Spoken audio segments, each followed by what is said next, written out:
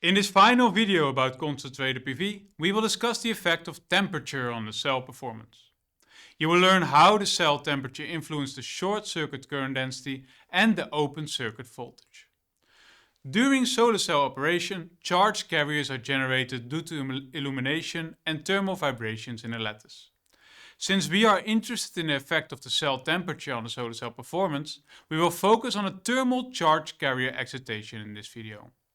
The effect of the temperature on the energy level of valence electrons is described by the Fermi-Dirac distribution function. As explained in the first course in the solar energy program, the Fermi-Dirac distribution function, or Fe, describes the probability that a valence electron occupies a state at a certain energy level E. The Fermi-Dirac distribution function therefore gives insight into the energy level of electrons in a semiconductor at a certain temperature. In this graph, the vertical axis represents the energy level of the electrons, while the horizontal axis represents the occupation probability. This blue band represents the energy levels in the valence band, and the yellow band represents the energy levels in the conduction band. For simplicity, we'll look at the electron occupation in an intrinsic semiconductor. At a temperature of 0 Kelvin, the Fermi-Dirac distribution resembles a block function, and the probability of electrons occupying states in the conduction band is 0. At a temperature of 100 Kelvin, the probability for some energy levels in the conduction band becomes greater than 0. This means that some mobile electrons will be present in a semiconductor. As the temperature increases, the probability for electrons occupying energy states in the conduction band becomes higher. Physically, this means that at higher temperature, due to greater thermal excitation, a larger number of mobile charge carriers are available. As a result, the JPH and JSC of the solar cell will slightly increase with increasing temperature. As we have seen in the previous video, the open circuit voltage depends on the ratio of the photocurrent and the recombination current. With increasing temperature, the recombination current will increase more strongly than the photocurrent. The VOC therefore decreases with increasing temperature. An analytical derivation of this relation can be found in section 20.3 of the Solar Energy book.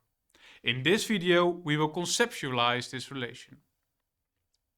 For that, we look at the p-n junction. The goal of the p-n junction is to generate a potential difference in the solar cell.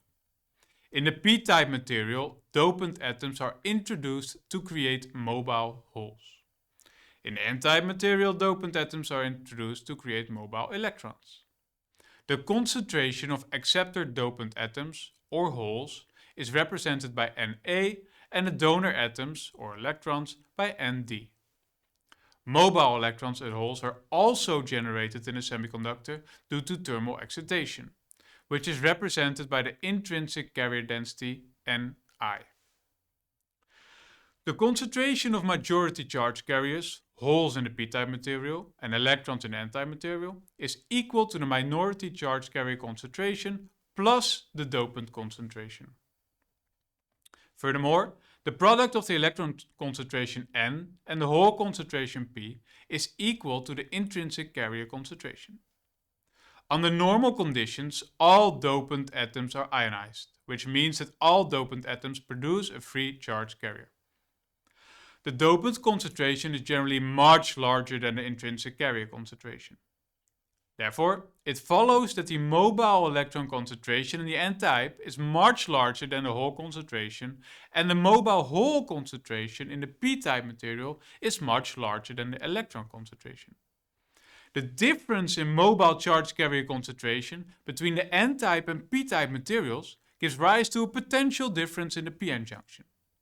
This potential difference is known as the built-in voltage, indicated by VBI. Now, what happens if we increase the temperature? An increase in temperature means that more thermal energy is available and a larger number of electron-hole pairs will be thermally generated. This is shown in this graph, where the intrinsic carrier concentration of various semiconductor materials increases strongly with increasing temperature. If the intrinsic carrier concentration increases, both the electron and hole concentration will increase. However, since the dopant concentrations for moderate temperatures is generally much larger than the intrinsic carrier concentration, the majority charge carrier will increase will be insignificant. This is not true for the minority charge carrier concentration, which will increase significantly. The difference between the majority and minority charge carriers in the doped material therefore decreases. As a result, the difference between the p-type and n-type material becomes smaller with increasing temperature, and the potential difference in the p-n junction decreases. This relation is shown here, where we can see that the built-in voltage is a function of the product of the dopant concentrations divided by the intrinsic carrier concentration squared. Therefore, if the intrinsic carrier concentration increases with increasing temperature, the built-in voltage will decrease. If the temperature becomes really high, the intrinsic carrier concentration could theoretically become greater than the dopant concentration. This would make the p-type and n-type materials almost intrinsic and result in a tiny built-in potential. In reality, the solar cell will break down before such temperatures are reached. So how is this reflected in the JV curve of the solar cell?